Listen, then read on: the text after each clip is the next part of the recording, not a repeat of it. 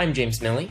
And I'm Alex Mito. And this is The Artist Business Plan, your favorite weekly business podcast for artist entrepreneurs, hosted by Superfine Art Fair.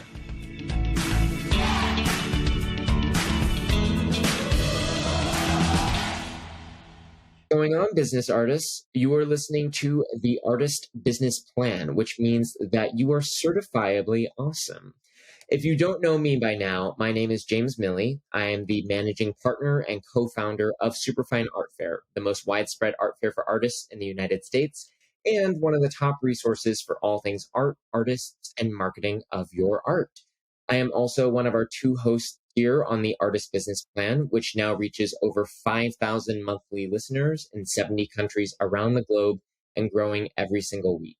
Today, we've got Arinze Stanley here with us on the mic. Arinze is going to share an awesome masterclass with you today on how to use your art to make a difference. I don't know about you, but I am so excited to hear what he has to say. But first, I've got an amazing offer here just for you ABP listeners. Artists, have you ever felt anxious, alone, and not sure about the next move for your career? Good news, those days are over. For nearly 6 years, we've taken thousands of hours to develop the best art fair model for artists out there. Superfine Art Fairs have helped hundreds of artists just like you take control of their careers, build relationships with collectors, and create the art income and freedom that you deserve.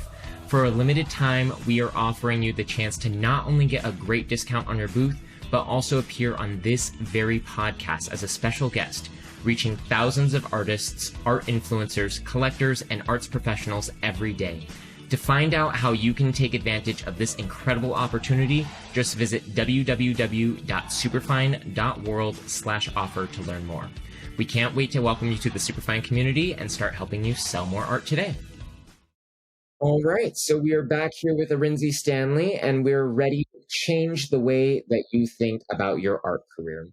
Arinze Stanley Egbengwu is a Nigerian realistic portrait artist, working in a genre of art known as hyperrealism and integrated with his personal experiences in Nigeria. Arinze drives at creating art that triggers a degree of emotional connection between his viewers and his artworks. Also gearing his works toward social and political activism, he hopes to use his art to speak for those who can't speak out for themselves. Arinze's debut group show was held at Omenka Gallery in Lagos, Nigeria in 2016. And since then, he has exhibited his drawings internationally, both in the United Kingdom and all around the United States, and has participated in notable art fairs around the world. Welcome to the Artist Business Plan, Arinze. Hello, this is Arinze. It's a pleasure to be here. Thank you so much. Now, before we dive into it, Arinze, I want to ask you something to help our listeners get to know the real you. What is the earliest memory that you have of art? Well, before I even knew what art was, I've always loved to draw. You know, it's been more of a personal skill like I nurtured throughout my childhood.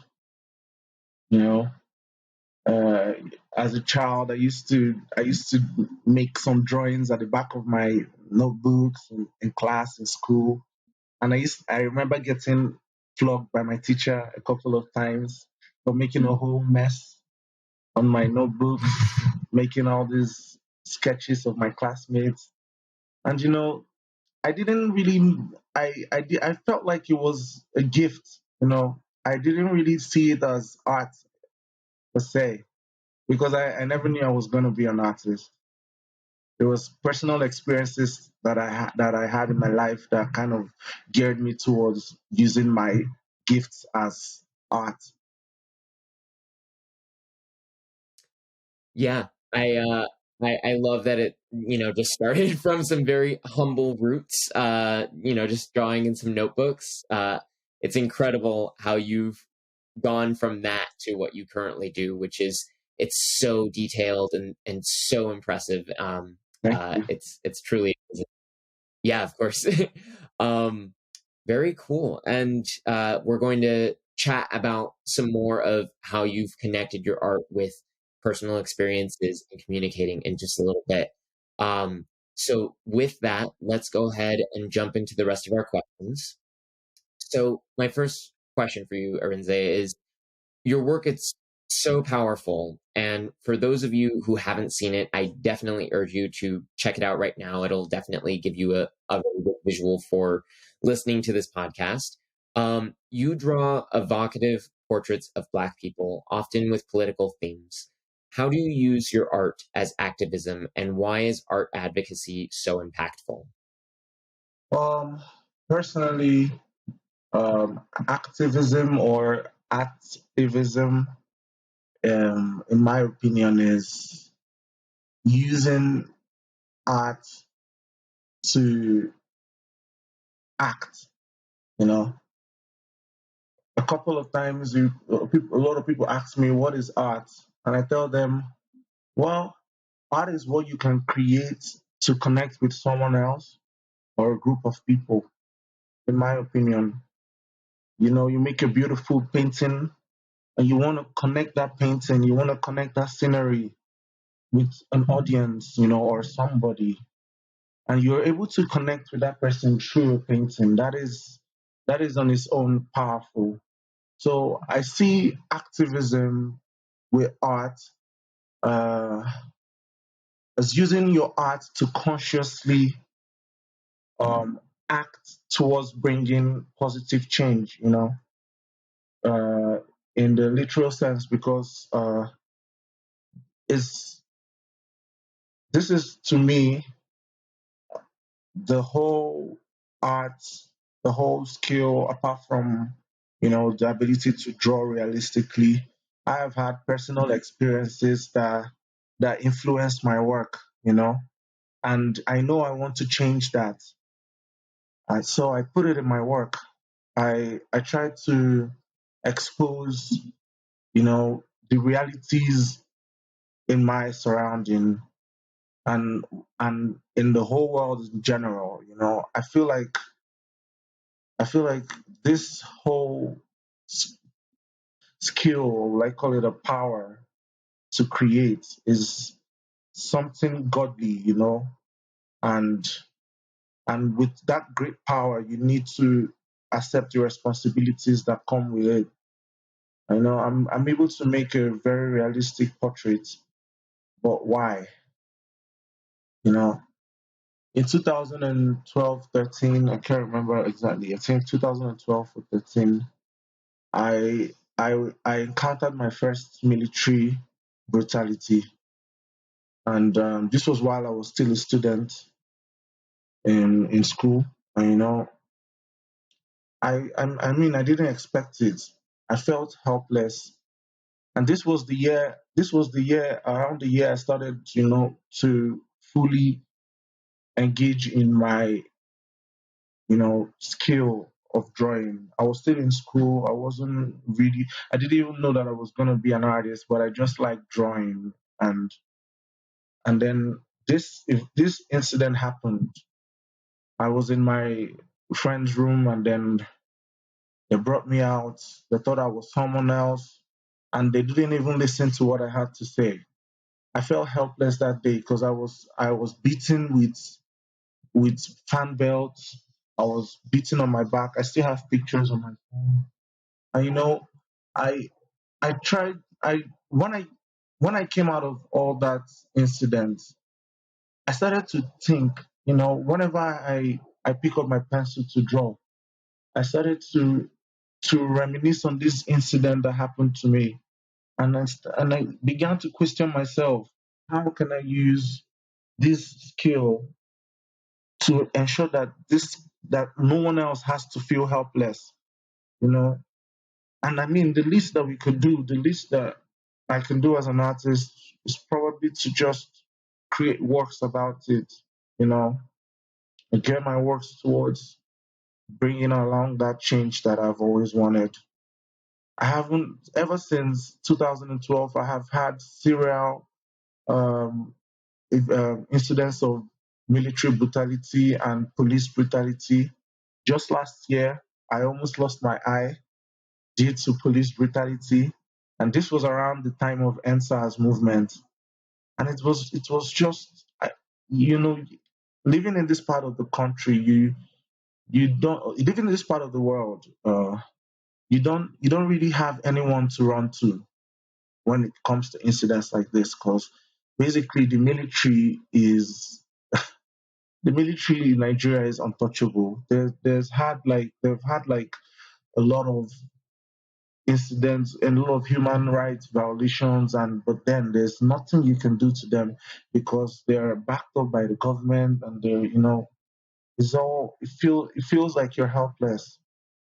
So if I can use my skill, I mean, if I can use my skill to not just, you know, go out there, take out placards, but to consistently talk about issues that are affecting my society to the greater audience that God has blessed me with, I feel like that is just the purpose of being Arinze Stanley, you know. And that is what I feel activism is in general. To me, it could be something else to someone, but to me, this is how I personally connect to my works and how I want my works to connect to people. Wow. That's so meaningful. And I really, what you're saying about using your art as a way to communicate something that is very serious, very horrible that is going on. Um, I mean, I would say that in the last year and a half, I mean, really how people have been able to, spread, messages about police brutality and military brutality.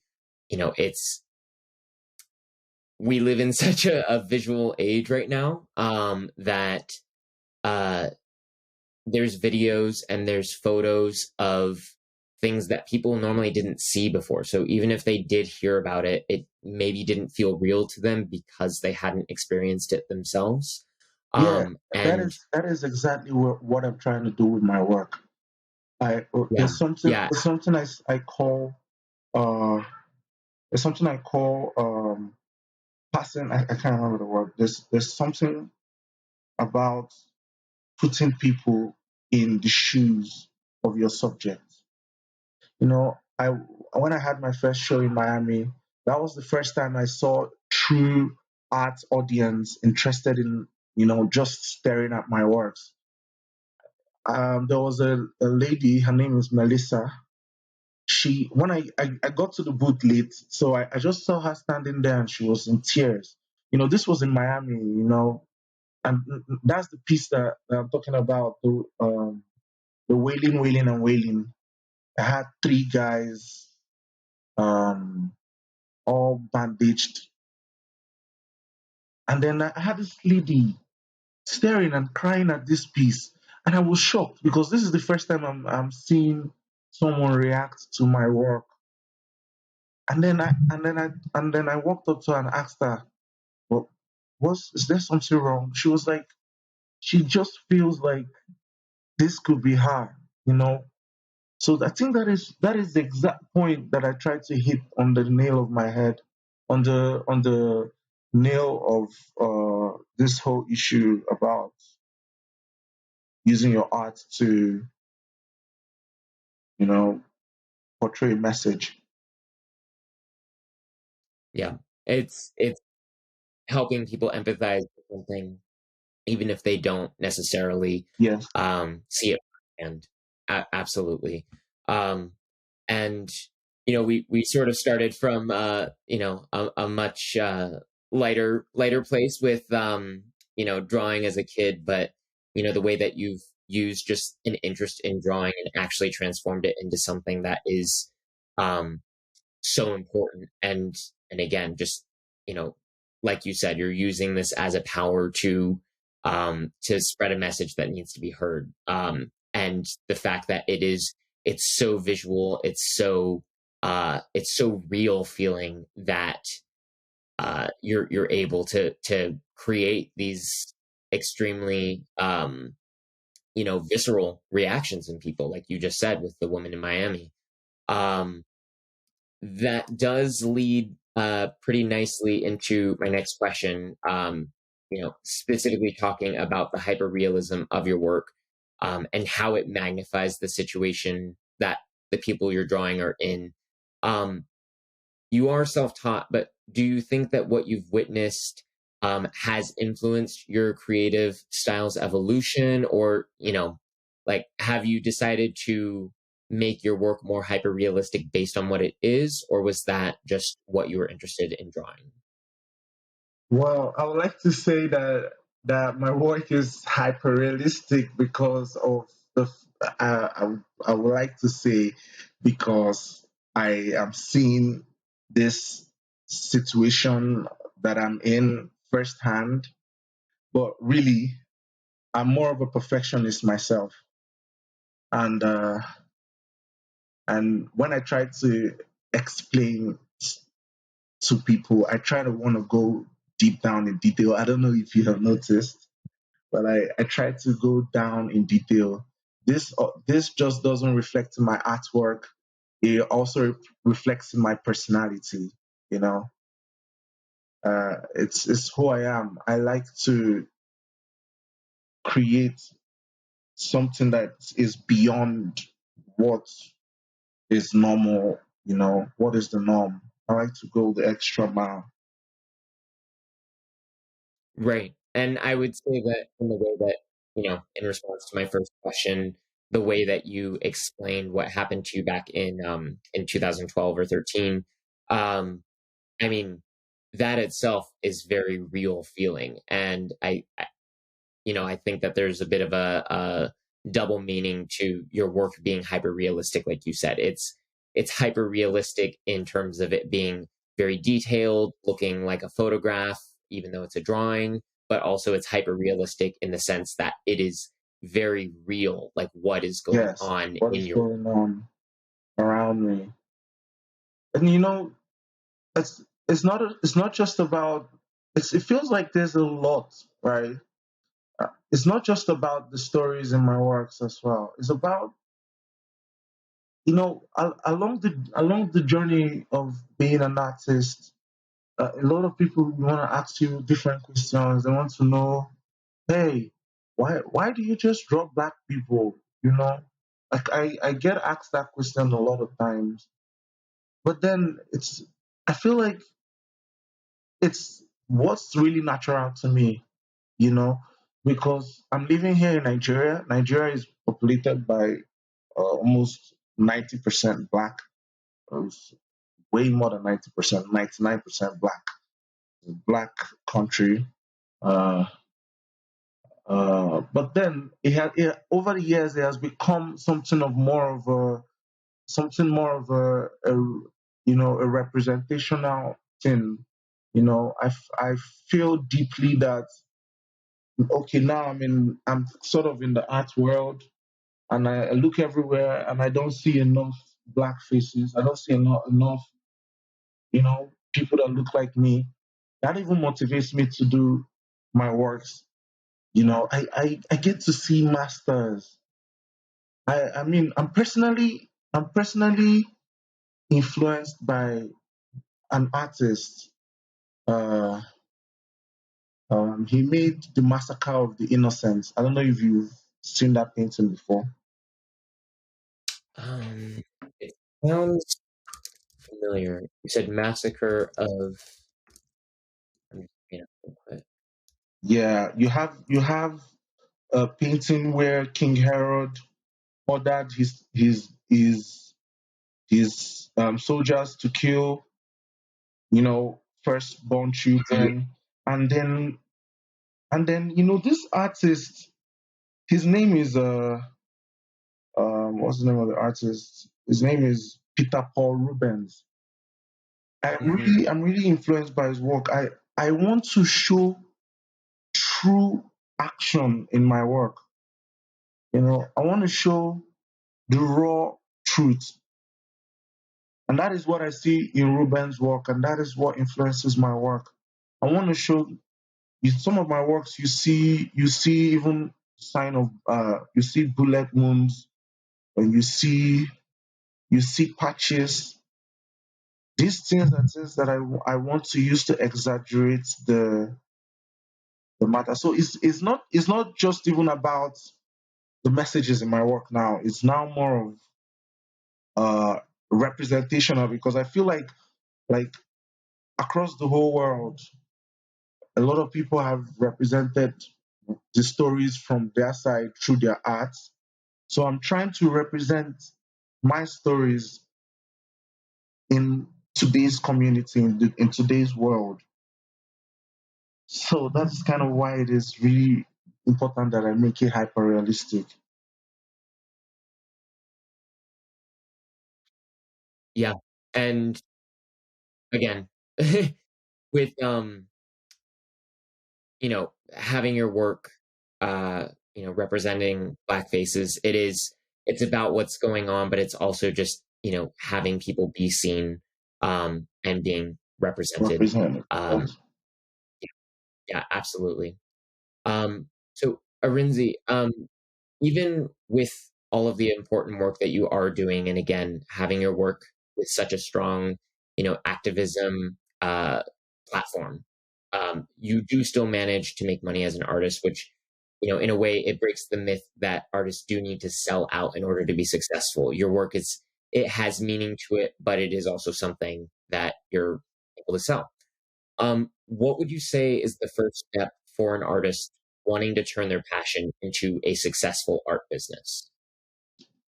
Well, that's a very nice question. I'm going to answer this to the best of my knowledge and, from my own experiences. First off, yes, I do sell my works. I wish I didn't. You know, uh, I live in a country where you have to work to put food on your table. My works take over my works take over 200 hours to create. That is basically me in the studio every day for a month making one piece. So I think the first step, if you are in my shoes, was to understand that, oh, oh yeah, I have the skill to create the art, but then I also have to be very logical in my decision making. I have to think like a business person as well. But the what's really difficult is putting these two things as in the places they're supposed to be, and not mixing them together, because you could get lost in the you know Yeah. And, I think that, you brought up a good point. If you didn't have to sell them, if you were just able to, like have what you need to live, then you wouldn't even bother. You would just focus on sharing your message. I could just I I could just keep you know I could just keep selling my prints and keeping my originals. Who knows? Yeah. Yeah, and I did see some of your recent prints on your website, and they are they're incredible. Like, And I think that you could just focus on the prints and try to keep the originals. yeah, I'm trying. But I'm trying to get there.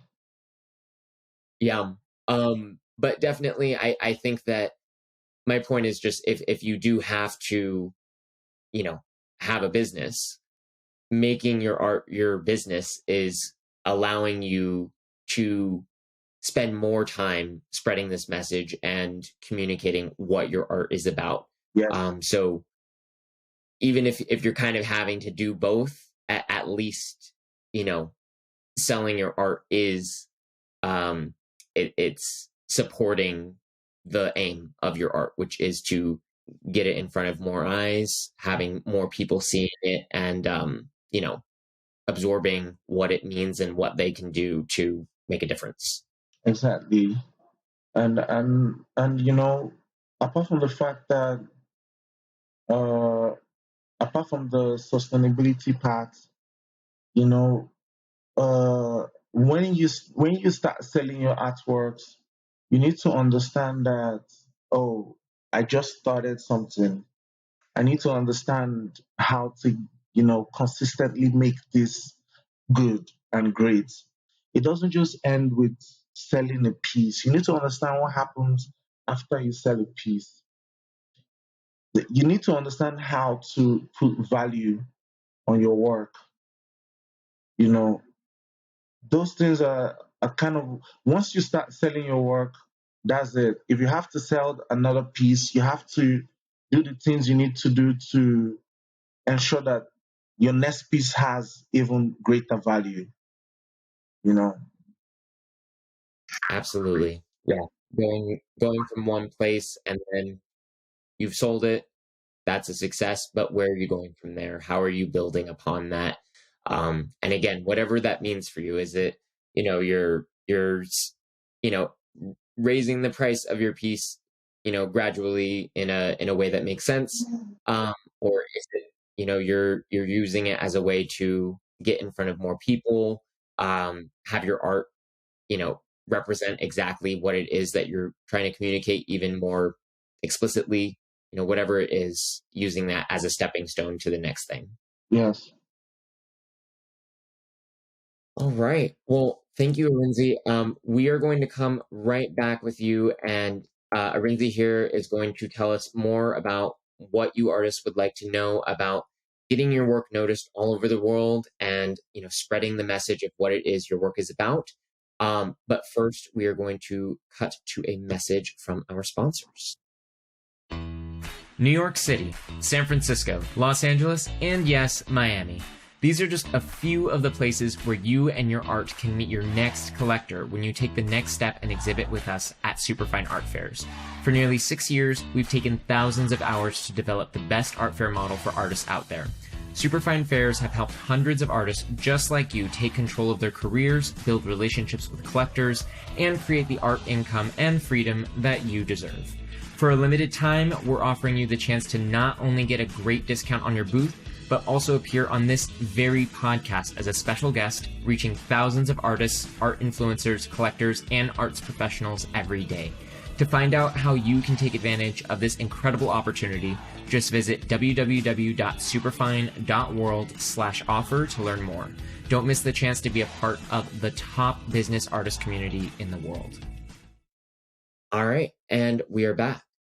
So, Arinze, you've been written about in Forbes, by the BBC, and more. What are the major steps that you have taken to get your work noticed by a larger audience, by more people?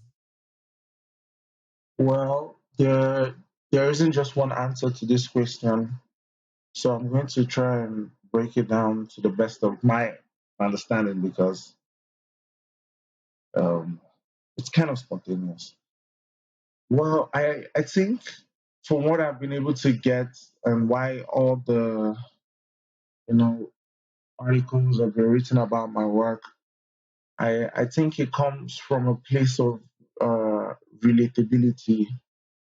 You know, uh, people are able to relate with my work to start with, in a way. It shows that, in a way, my works are touching a set of people and is passing a message that needs to be heard.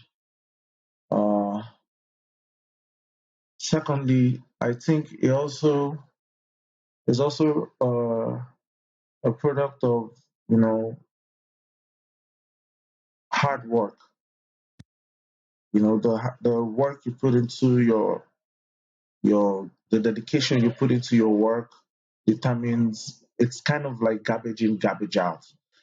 If you create your work so passionately, you could feel it coming out from the piece that you've created, and I think it kind of shows in my works in a way because I kind of get to see the reviews on social media. Um, and yeah, social media is also a powerful tool.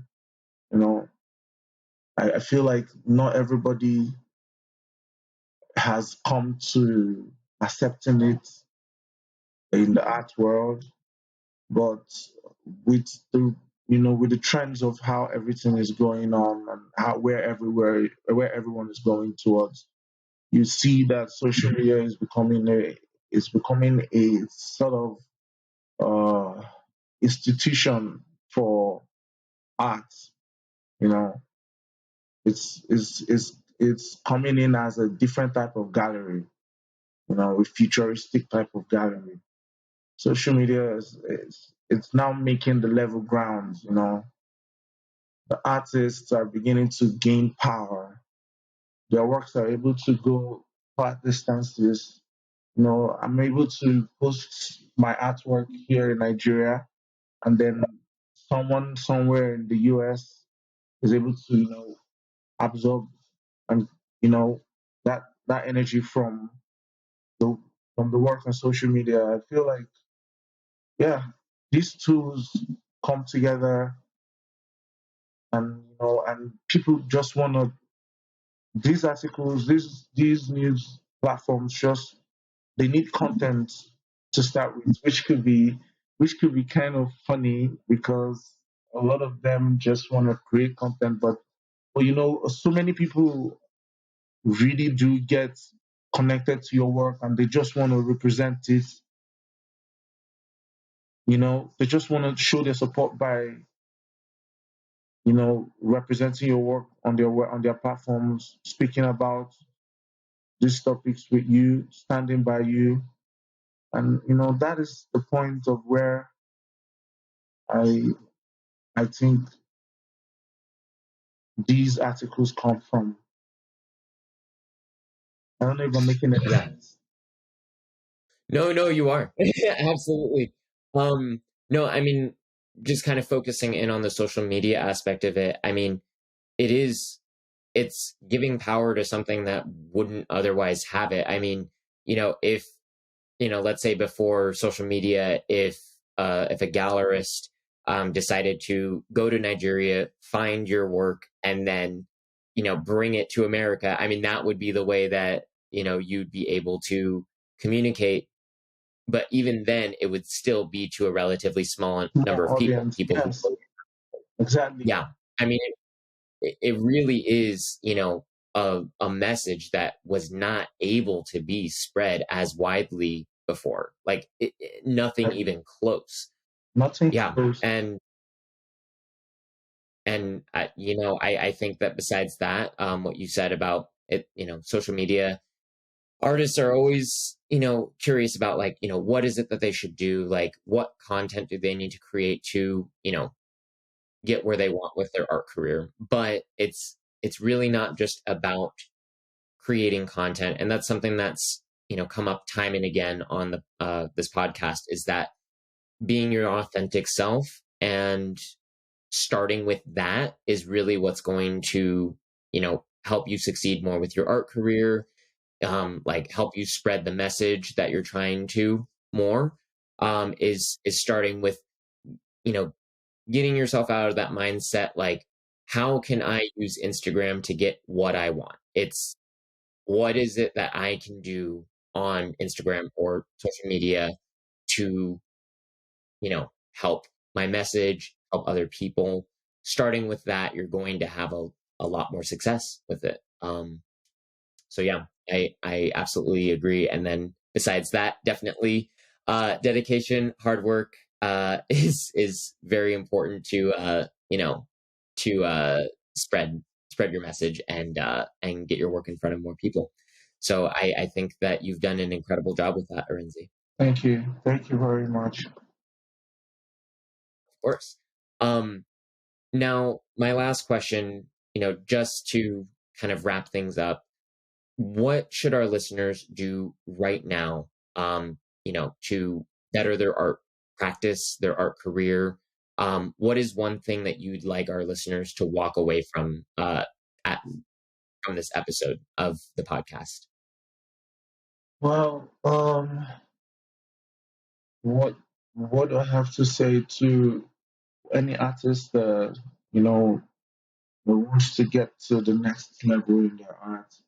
I want to take charge. I feel like the key word is taking charge. of your art career, this has to do with a lot of confidence. You know, it's not easy to leave everything the way you, especially if you're not a thought artist. If you're a self-taught artist, it's even way more difficult. You know. But I feel like personally, you need to start with being more confident about what you are about to create as an artist. And when I say what you're about to create, that brings me to the number two. What are you about to create as an artist? I mean, what are you bringing to the table? Every artist has an identity, but how unique is your identity? You see a lot of you see Picasso, you think of Picasso, and then an image of Picasso comes to your head, an image of his works come to your head. You know, you have that feel like you feel when you're in a room with a Picasso. And you know that identity, I feel like that is a very important place to start with. Then now, when talking about social media, we're now talking about bringing your story, your identity, and being as real as possible. This is quite simple. It's, it's even way simpler than, I mean, people make it look. Yeah, you identify the fact that social media is a tool, and you treat it as one. You take your social media as your office. You know, you the way you like to the manner in which you like to represent to see yourself in your office. You see yourself that way on Instagram. If you're here to post art because you have an audience coming to see art. And this is a mistake that a lot of people make on their social media platforms. When you get an audience that follow you because of what you do and because of who you are, and all of a sudden you start bringing up new stuff that are random, don't really make any sense towards, art, it kind of, it kind of doesn't give you a very solid profile. You know, uh, that aside, the quality of your content. Um, Social media, as we know it today, has become one of the biggest marketing tools, and as such, they want to treat it as a marketing tool. So they want high quality content on their social media platform. The algorithm, the Instagram algorithm, doesn't let you just behave however you want and expect to get what you want. Now you have to somewhat bring some things to the table and be ready to understand that yes, social media like a tool. I need to understand how to use this tool. Now, posting high quality content, Instagram wants people to come online and stay online. But then for people to stay online, there has to be high quality content. This is where it comes in. If you don't have high quality content, Instagram doesn't they don't want to put you on the top of the because yeah they already have uh already have the way the algorithm works. It knows high quality content, it knows original content.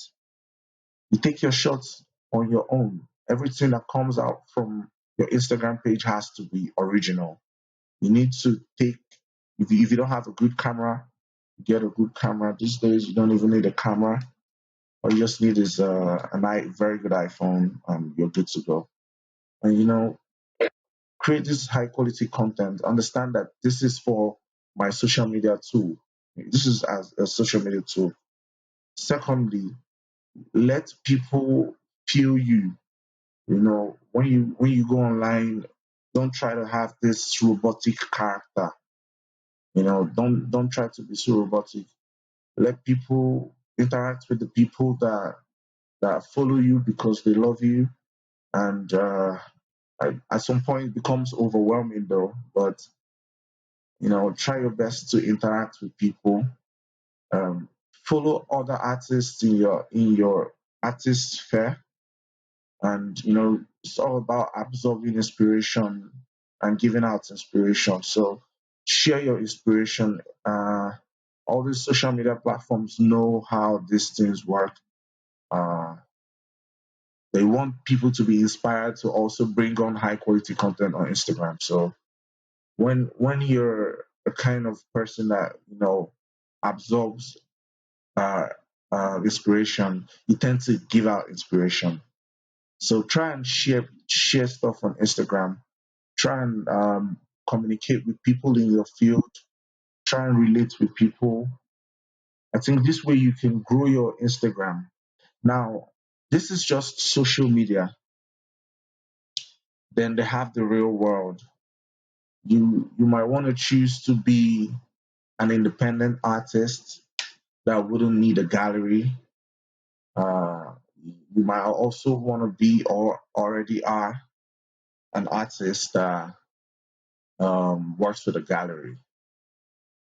Like, first things first, you need to understand that, like every other business, a gallery is a business.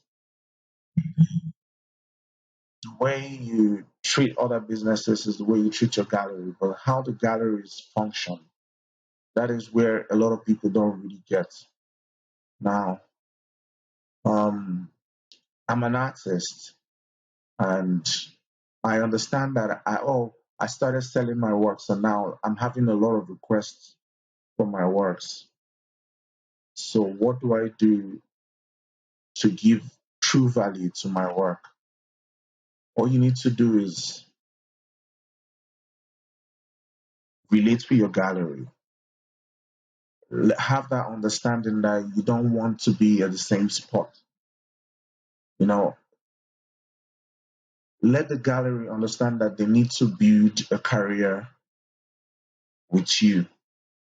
And what does that mean? Building it means you keep going up the scale over a period of time. Now, why is this important? This is important because art collectors, or art collectors, they are really interested in investing in art. And when I say investing, I mean investing like in the literal term.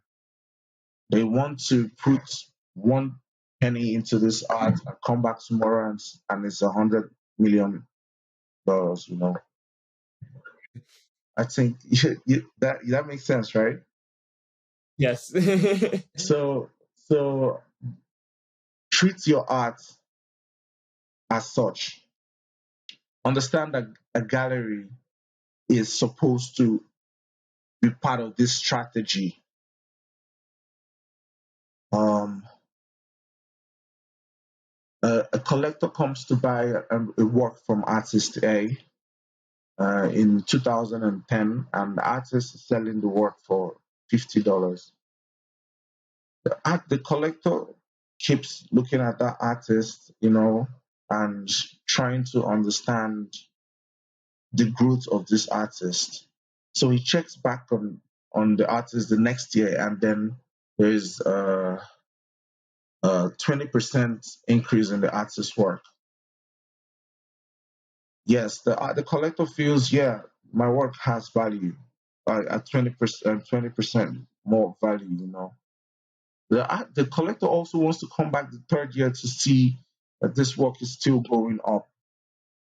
You know, I feel like it many people skip this very important part. They forget to step up the skill according to the time. They forget to go on that map, and instead of being constant, they just want to go. They just want to keep selling instead of raising the bar. They just want to be constant, and that's very bad for collectors. I feel like a lot of collectors are not going to be confident in an artist whose work doesn't gain value over or even sell for less. Another thing is, I think you should never take your prices backwards. I think everybody knows that, right? Yeah, absolutely.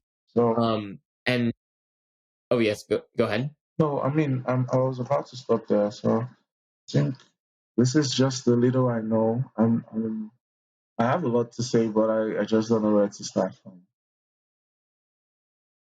I think everything that you've been saying, Lindsay, is such valuable advice. Really, if I were to key in on one thing that you've said here, it's, whether it's Instagram or a gallery, these are, they're businesses themselves, but they're also tools for you as an artist to, you know, to help you achieve what you're trying to achieve with your career. Again, whether it's selling art, getting your art in front of more people to, spread the message of what it's about. These are the avenues that you're able to do that, which means that, you need to work with them. You need to, with a Yes. gallery or Instagram, they have their own goals. As Instagram, they need to produce quality content, so that people go onto the platform and they stay on there as long as possible, and they keep coming back. And Yeah. so if You need to if know. your You need art is to know what you want. It's not enough to just work with Instagram, or it's not enough to just work with a gallery. I think artists need to know what they want. They need to acquire the knowledge because there is knowledge outside creating your art. The marketing part of it. You need to acquire that knowledge. absolutely, uh, if you're only focused on creating your art, you're probably not making anything that's you Yeah. know related to anything that you've learned, because if you're not experiencing life, then what is your art about? um Right. yeah, I think uh it's really important to stop and really seriously evaluate exactly that why question, which you mentioned earlier. Like, why is it, that you're creating art? What is it about? What are you trying to communicate? Exactly. Yeah. Well, Arinze, thank you again so much for being on the show here and sharing your amazing perspective.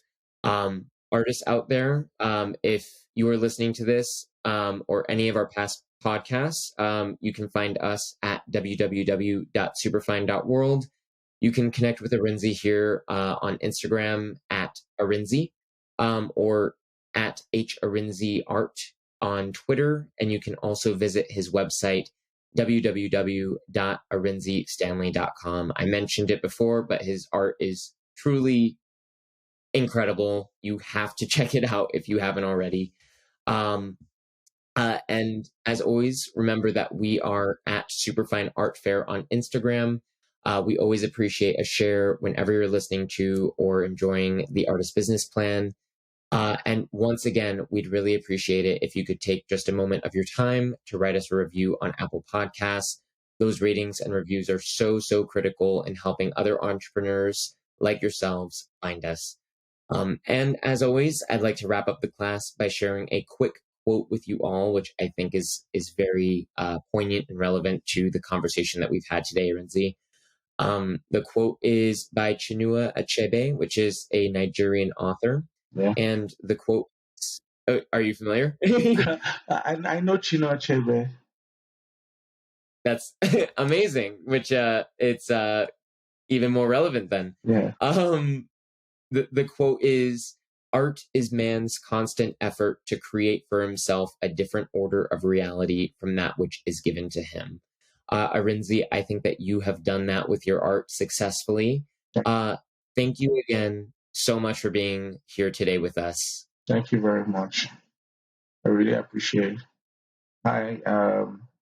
Thank you guys for listening to the things in my head, but I think I don't really know much, so you know, go out there, learn. I don't. I think you know a lot. I really appreciate it. Well, absolutely. Thank you again, Arinze, and thank you everyone out there for listening to the Artist Business Plan. Thanks for joining us for another episode of the Artist Business Plan, a weekly business podcast for artist entrepreneurs brought to you by Superfine Art Fair. Hosted by Superfine CEO Alex Mito and co-founder/professional artist James Milley, join us and leaders in the art, marketing, and business arenas each week for tips, tricks, and value bombs designed to help you thrive and sell more art. For more information on applying to Superfine Art Fair, as well as recordings of this and all of our past podcasts, just visit www.superfine.world. We love to hear what you have to say, so follow us on Instagram at Superfine Art Fair and shoot us a message to let us know you're listening. Looking for a more personal connection or want to exhibit at an upcoming fair? Shoot us an email at artistsmakingmoney@superfine.world and we'll get right back to you. That's artistsmakingmoney@superfine.world.